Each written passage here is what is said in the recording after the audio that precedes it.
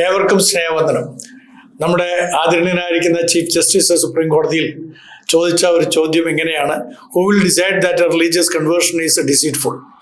ആരാണ് മതപരിവർത്തനം വഞ്ചനയാണ് എന്ന് തീരുമാനിക്കുന്നത്? ഏതൊരു വ്യക്തിക്കും ഭരണഘടന നൽകിത്തരുന്ന ഒരു സ്വാതന്ത്ര്യത്തിൽപ്പെട്ടാണ് ആർട്ടിക്കിൾ 25 മതസ്വാതന്ത്ര്യം.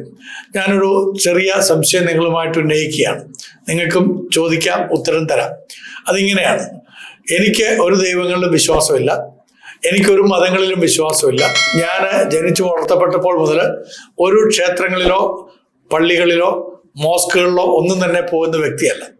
അങ്ങനെയുള്ള എനിക്ക് ഒരു സുപ്രഭാതത്തിൽ തോന്നി ദൈവമുണ്ട്, ആ ദൈവത്തിൽ വിശ്വസിക്കണം. അങ്ങനെ ഞാനൊരു ദൈവത്തിൽ വിശ്വസിക്കാൻ, അല്ലെങ്കിൽ സത്യദൈവം ആരാണെന്ന് അറിഞ്ഞ് അന്വേഷിച്ച് കണ്ടെത്തി വിശ്വസിക്കാൻ ആരംഭിച്ചു. അതിനെ നിങ്ങൾ മതപരിവർത്തനം എന്നാണോ വിളിക്കുന്നത്, ദൈവവിശ്വാസം എന്നാണോ വിളിക്കുന്നത്? നമ്മുടെ ഭരണഘടന അനുശാസിക്കുന്നതായിട്ടുള്ള ചില തത്വങ്ങളുണ്ട്. ആ തത്വങ്ങൾ എന്താണെന്ന് വെച്ച് കഴിഞ്ഞാൽ നമുക്കുള്ള വ്യക്തിപരമായ സ്വാതന്ത്ര്യമാണ്.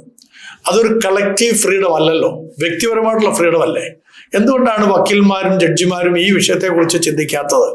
എന്തുകൊണ്ടാണ് ഇന്ത്യയിലെ രാഷ്ട്രീയ പൊങ്കുവന്മാർ ഈ കാര്യങ്ങളെക്കുറിച്ച് സംസാരിക്കാത്തത്? എൻ്റെ വ്യക്തിപരമായ കാര്യത്തിൽ, വ്യക്തിപരമായ താല്പര്യങ്ങളിൽ, വ്യക്തിപരമായ ചിന്തകളിൽ, എൻ്റെ വ്യക്തിപരമായ അവബോധത്തിൽ മറ്റൊരാൾ കൈകടത്താനായിട്ട് എന്തിനാണ് അനുവാദം കൊടുക്കുന്നത്? അവിടെയാണല്ലോ സ്വാതന്ത്ര്യമില്ലായ്മ എന്ന് നമ്മൾ പറയുന്നത്. എന്നാൽ ഞാൻ എൻ്റെ ചിന്ത കൊണ്ടോ എൻ്റെ പ്രവർത്തനങ്ങൾ കൊണ്ടോ മറ്റൊരാളെ ഹനിക്കുകയോ എൻ്റെ സമൂഹത്തിന് ഏതെങ്കിലും തരത്തിൽ ദോഷം സംഭവിപ്പിക്കുകയോ ചെയ്യുകയാണെങ്കിൽ തീർച്ചയായിട്ടും ഞാൻ ശിക്ഷിക്കപ്പെടണം. എനിക്ക് ഭരണഘടന അനുശാസിക്കുന്നതിനുള്ള സ്വാതന്ത്ര്യത്തിന് അപ്പുറത്തേക്ക് ഞാൻ ഭേദിച്ചു എന്നുള്ളതുകൊണ്ട് തീർച്ചയായിട്ടും ഞാൻ ശിക്ഷിക്കപ്പെടേണ്ടത് തന്നെയാണ്. എന്നാൽ അതൊന്നുമില്ലാതിരിക്കെ ഞാനും ദൈവവും തമ്മിലുള്ള ബന്ധത്തെ സംസ്ഥാപിതമാക്കുവാനും ഏത് ദൈവത്തിൽ വിശ്വസിക്കുവാനുള്ള സ്വാതന്ത്ര്യം എനിക്ക് വ്യക്തിപരമായിട്ടുണ്ടെന്നിരിക്കെ ഞാൻ കേൾക്കുകയും പഠിക്കുകയും ചെയ്തതിൻ്റെ അടിസ്ഥാനത്തിൽ മറ്റൊരാൾ പഠിപ്പിച്ചാൽ മാത്രമേ, മറ്റൊരാൾ പറഞ്ഞാൽ മാത്രമേ എനിക്ക് ചിന്തിക്കാനോ പഠിക്കാനോ സാധിക്കുകയുള്ളല്ലോ. നമ്മൾ അല്ല എങ്കിൽ, വേറൊരാൾ നമ്മളോടൊരു കാര്യവും പറയണ്ടായെങ്കിൽ, ഒരു പ്രചരണവും നടത്തണ്ടായെങ്കിൽ, അല്ലെങ്കിൽ ഒരു കാര്യവും നമ്മളെ പഠിപ്പിക്കണ്ടെങ്കിൽ പിന്നെന്തിനാണ് നമ്മൾ വിദ്യാലയങ്ങൾ ആരംഭിച്ചിരിക്കുന്നത്? പിന്നെന്തിനാണ് നമ്മൾ സ്കൂളുകളിൽ കുട്ടികളെ അയക്കുന്നത്? പിന്നെന്തിനാണ് കുട്ടികളെ നമ്മൾ കോളേജിലേക്ക് അയക്കുന്നത്? കാര്യങ്ങൾ പഠിച്ച് അവബോധം പ്രാപിച്ച് അതിൽ സ്വതന്ത്രരായി തീരുമാനം എടുക്കാൻ വേണ്ടിയിട്ടാണ്, അല്ലേ? അങ്ങനെ തന്നെയല്ലേ? നിങ്ങൾ അങ്ങനെയല്ലേ വിശ്വസിക്കുന്നത്? ഞാൻ അങ്ങനെയാണ് വിശ്വസിക്കുന്നത്. അപ്പം എനിക്ക് ദൈവമില്ല എന്നുള്ള ചിന്തയിൽ ജീവിച്ച ഞാൻ ദൈവമുണ്ടെന്ന് കണ്ടെത്തുകയും ആ ദൈവത്തിൽ ഞാൻ വിശ്വസിക്കുകയും ചെയ്യുമ്പോൾ അത് മതപരിവർത്തനമാണോ ദൈവവിശ്വാസമാണോ? ഒന്നാമത്തെ എൻ്റെ ചോദ്യം. രണ്ടാമത്തേത്, എനിക്ക് ഏത് ദൈവത്തിൽ വിശ്വസിക്കാനുള്ള സ്വാതന്ത്ര്യവും എൻ്റെ വ്യക്തിപരമായിട്ടില്ലേ? അത് ഒരു പക്ഷെങ്കിൽ മറ്റൊരാൾ എന്നോട് അവരുടെ അനുഭവത്തിൽ നിന്ന് പറഞ്ഞു കൊണ്ടോ അല്ലെങ്കിൽ ഞാൻ വായിക്കുന്ന ഏതെങ്കിലും പുസ്തകങ്ങളിൽ നിന്ന് മനസ്സിലാക്കുന്നതുകൊണ്ടായിരിക്കത്തില്ലേ? അല്ലാതെ ഒരു സുപ്രഭാതത്തിൽ എനിക്ക് ഒരു അശരീരി കിട്ടിയിട്ടോ അല്ലെ അങ്ങനെ എല്ലാവർക്കും അത് സാധിക്കുകയില്ലല്ലോ ദൈവത്തെക്കുറിച്ച് അറിയാനായിട്ട്. മറ്റൊരാൾ പറഞ്ഞിട്ടേ പറ്റുള്ളൂ. അപ്പൊ അതൊക്കെ എൻ്റെ സ്വാതന്ത്ര്യത്തിൽപ്പെട്ട കാര്യമാണ്. അതിനെ ഹനിക്കുന്ന തരത്തിലുള്ള കൊള്ളരുതായ്മകളാണ് ഇന്ന് രാഷ്ട്രീയ നേതാക്കന്മാർ നമ്മുടെ രാജ്യത്ത് ചെയ്തുകൊണ്ടിരിക്കുന്നത്. പ്രത്യേകിച്ച് ഇന്ത്യയിലെ 10 സംസ്ഥാനങ്ങളിലെ അവിടുത്തെ ഭരണം നടത്തുന്ന BJP അവരെ ചെയ്തിരിക്കുന്നത് ഏറ്റവും ക്രൂരമായിട്ടുള്ള കാര്യങ്ങളാണ്.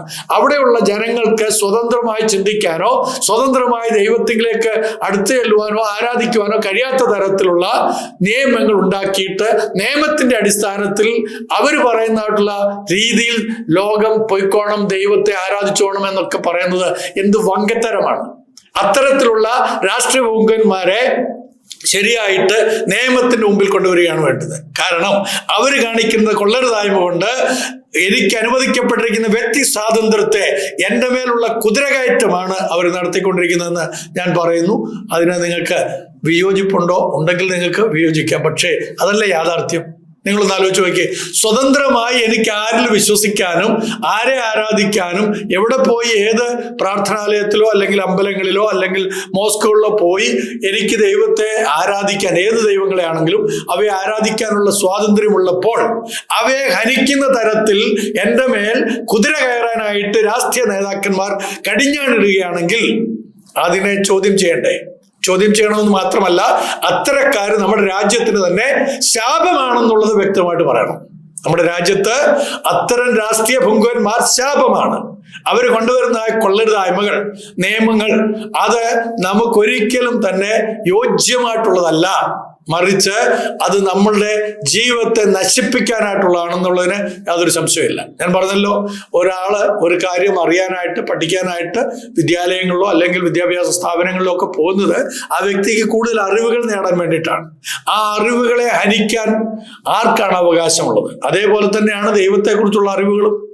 ദൈവിക അറിവുകളുള്ള ആളുകൾ, അത് ഗുരുക്കന്മാരായിരിക്കാം, അല്ലെങ്കിൽ ഗുരുജിമാരായിരിക്കാം, അല്ലെങ്കിൽ മല്ലാക്കന്മാരായിരിക്കാം, പള്ളിയിലച്ചന്മാരായിരിക്കാം, പാസ്റ്റേഴ്സ് ആയിരിക്കാം, സിസ്റ്റേഴ്സ് ആയിരിക്കാം, ഓർ മേ ബി ആരായിക്കൊള്ളട്ടെ, അവര് അത് പറയുമ്പോൾ അത് കേൾക്കാനും അത് മനസ്സിലാക്കാനും വിശ്വസിക്കുവാനുള്ള സ്വാതന്ത്ര്യം അത് നമ്മുടെ രാജ്യത്തില്ലെങ്കിൽ ഈ രാജ്യത്തിന്റെ അവസ്ഥ എന്തായിരിക്കും എന്നുള്ളത് നിങ്ങൾ ചിന്തിച്ചുകൊള്ളുക. ഈ 10 സംസ്ഥാനങ്ങൾ, തീർച്ചയായിട്ടും ആ 10 സംസ്ഥാനങ്ങളിലെ മുഖ്യമന്ത്രിമാരെയും ബഹുമാനപ്പെട്ട സുപ്രീം കോടതിയിൽ വിളിച്ചു വരുത്തി അവരെ കർക്കശമായി തന്നെ ശാസിക്കണം എന്നാണ് എനിക്ക് നിങ്ങളോട് അഭ്യർത്ഥിക്കാനായിട്ടുള്ളത്.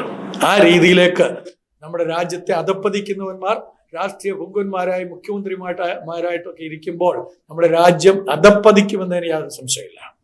അതുകൊണ്ട് പ്രധാനമന്ത്രിജി, ആഭ്യന്തരമന്ത്രിജി, നിങ്ങളോട് ഞാൻ പറയട്ടെ, നിങ്ങൾ പ്രതിനിധാനം ചെയ്യുന്ന രാഷ്ട്രീയ പാർട്ടിയുടെ നേതാക്കന്മാർ ഇത്തരത്തിലുള്ള കൊള്ളരുതായ്മകൾ ചെയ്യുമ്പോൾ അതിനെ കടിഞ്ഞാണിടാനുള്ള ഉത്തരവാദിത്വം നിങ്ങൾക്കുമുണ്ട്.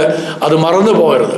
ഇവിടെ എനിക്ക് ഭരണഘടന നൽകുന്നതായിട്ടുള്ള സ്വാതന്ത്ര്യത്തിൽ നിന്നുകൊണ്ട് സംസാരിക്കാനും പ്രവർത്തിക്കാനും വിശ്വസിക്കുവാനും ആരാധിക്കുവാനും ആരാധന നടത്തുവാനും അത് മറ്റുള്ളവരോട് പ്രഘോഷിക്കുവാനും തക്കവണ്ണമുള്ള വ്യക്തിത്വം അല്ലെങ്കിൽ അതിനുള്ള ഉത്തരവാദിത്വം എനിക്കുണ്ട്. അതെൻ്റെ കടമയും കൂടിയാണ്.